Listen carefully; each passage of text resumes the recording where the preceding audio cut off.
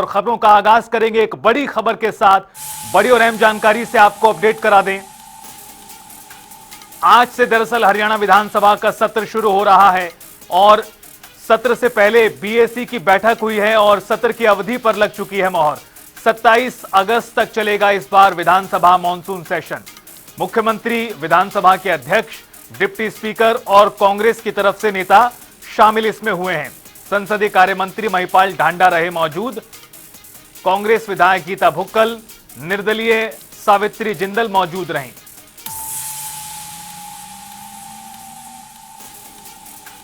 तो बड़ी खबर, बड़ी जानकारी एक और इसी मामले से जुड़ी हुई।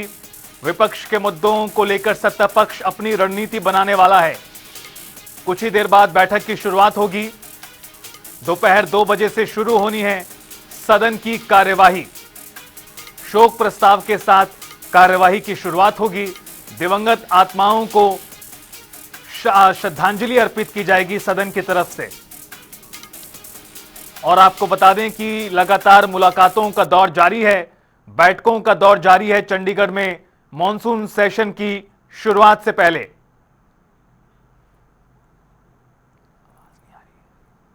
और इस खबर पर ज्यादा जानकारी और बातचीत के लिए सीधा रुख करेंगे हमारे वरिष्ठ सहयोगी पवन से, और हमारे साथ लाइव जुड़ चुके हैं चंडीगढ़ से।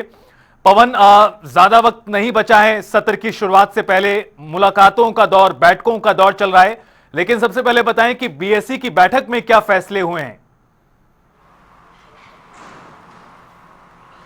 जी बिल्कुल रितेश, आज हरियाणा विधानसभा के मॉनसून सत्र का आगाज कुछ देर बाद होने जा रहा है और इससे पहले बिजनेस एडवाइजरी कमेटी की महत्वपूर्ण बैठक हुई है। इस बैठक में हरियाणा के मुख्यमंत्री नायब सिंह सैनी और उनके साथ संसदीय कार्य मंत्री महिपाल सिंह ढांडा, विधानसभा के अध्यक्ष हरविंदर कल्याण, उपाध्यक्ष कृष्ण मिड्डा, निर्दलीय विधायक सावित्री जिंदल, कांग्रेस के विधायक गीता भुक्कल, कैबिनेट मंत्री अनिल विज ये मौजूद रहे हैं। और इस बैठक में ये तय किया गया है कि जो मॉनसून सत्र है वो 27 अगस्त तक चलेगा। इससे पहले जो प्रस्तावित कार्यक्रम था वो 26 अगस्त तक का था, लेकिन अब जो अवधि है वो एक दिन और बढ़ गई है। यानी आज 2 बजे से मॉनसून सत्र जो है वो शुरू होगा। उसके बाद 23 और 24 को अवकाश रहेगा। 25, 26 और 27 यानी बुधवार तक जो है वो अब ये मॉनसून सत्र की जो कार्यवाही है वो चलेगी। ये बिजनेस एडवाइजरी कमेटी की बैठक में तय हुआ है।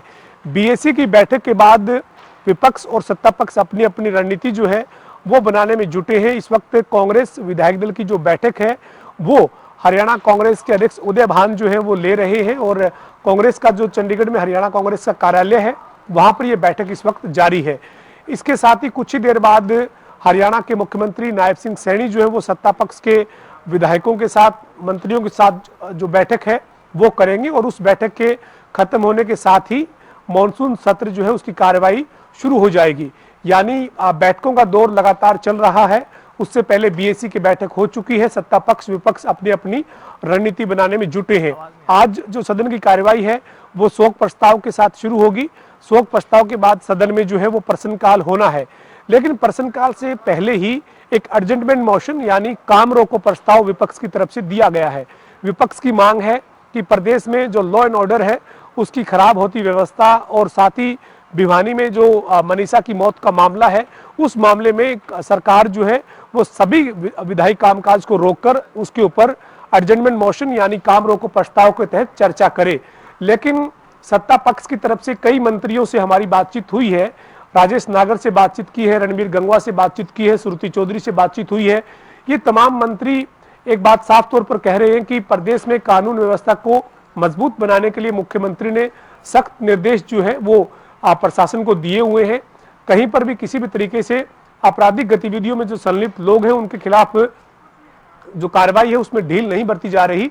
और बीते दिनों मुख्यमंत्री ने यहां तक कहा है कि जो भी आपराधिक गतिविधियों में संलिप्त लोग होंगे उनकी प्रॉपर्टी पर बुलडोजर भी चलेगा। तो ये जो है वो सत्ता पक्ष का जहां दावा है, वहीं भिवानी की मनीषा की मौत के मामले में सत्ता पक्ष का ये कहना है कि इस मामले की जांच सीबीआई को सौंप दी है और जो मांग थी उस मांग को माना गया है। ऐसे में परिवार जो है वो पूरी तरीके से संतुष्ट हो, ये सरकार का प्रयास है। और सत्ता पक्ष का यह कहना है कि कांग्रेस के इस एडजमेंट मोशन का कोई मतलब इस ऐसे में रह नहीं जाता है। बहरहाल देखना यही है कि जब मॉनसून सत्र शुरू हो जाएगा और इस एडजमेंट मोशन पर जब चर्चा की बात होगी तो सत्ता पक्ष और विपक्ष के बीच में कितनी तलखी और तीखी नोकझोंक देखने को मिलती है। क्योंकि विपक्ष ने जो तैयारी की है उस तैयारी के मद्देनजर ये तय है कि आज सदन की जो कार्रवाई है उसमें काफी हंगामे के आसार जरूर रहेंगे। बिल्कुल, तो पूरे हंगामे के आसार हैं इस बार विधानसभा सत्र की कार्यवाही के दौरान। पवन, एक और सवाल, सत्ता पक्ष की रणनीति, विपक्ष की किस तरह से बैठक में बातचीत आज हुई है? और एक और सवाल जो विपक्ष को लेकर पूछा गया है लगातार पिछले कई दिनों में कि एक बार फिर से कांग्रेस पार्टी बिना नेता विपक्ष के सत्र में उतरने जा रही है, तो किस तरह की रणनीति होगी ओपोजिशन की?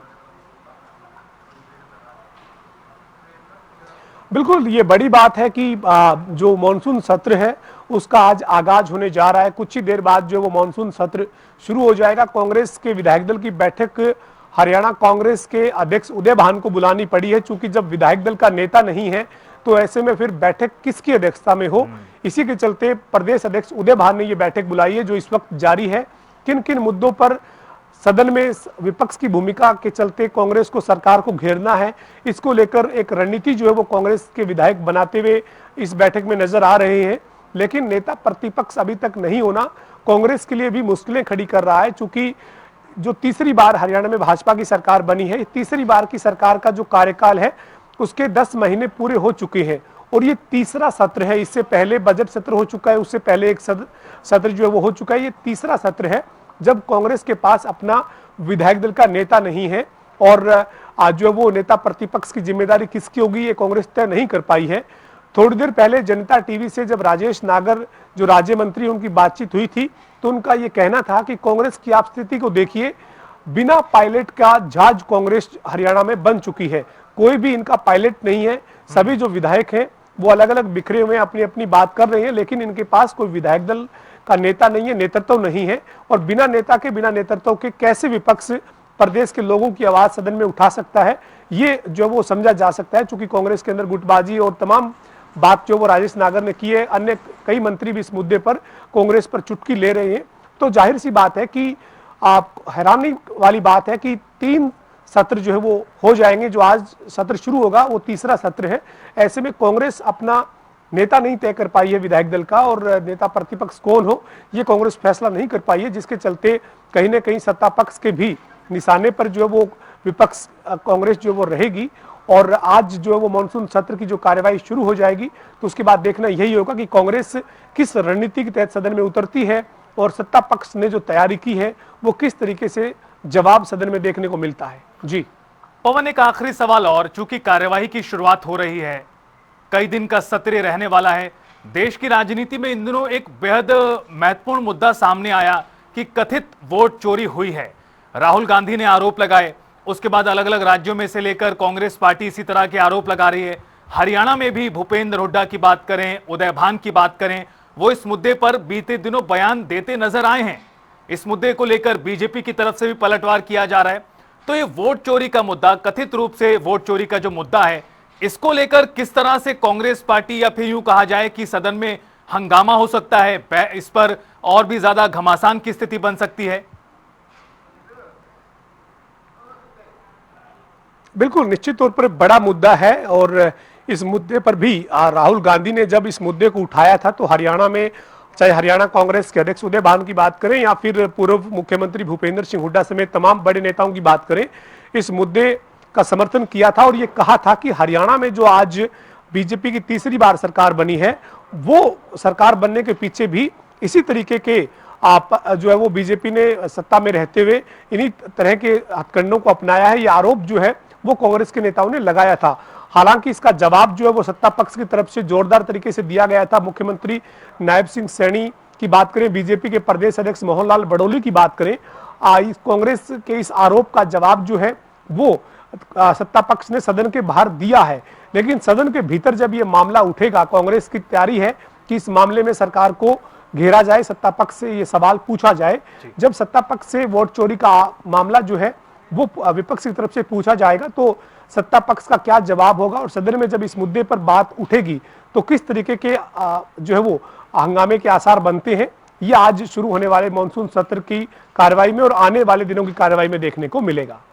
बिल्कुल, तो बिल्कुल बहुत शुक्रिया आपका पवन, खबर पर विस्तार से बातचीत और चर्चा के लिए। तो कुछ ही देर बाद सत्र की शुरुआत होगी, उससे पहले बैठकों का दौर जारी है। सत्ता पक्ष विपक्ष अपनी अपनी रणनीति बना रहा है और एक तरह से किस तरह से सत्र में अपना पक्ष रखना है, उन सभी चीजों को और भी ज्यादा धार देने का काम हो रहा है।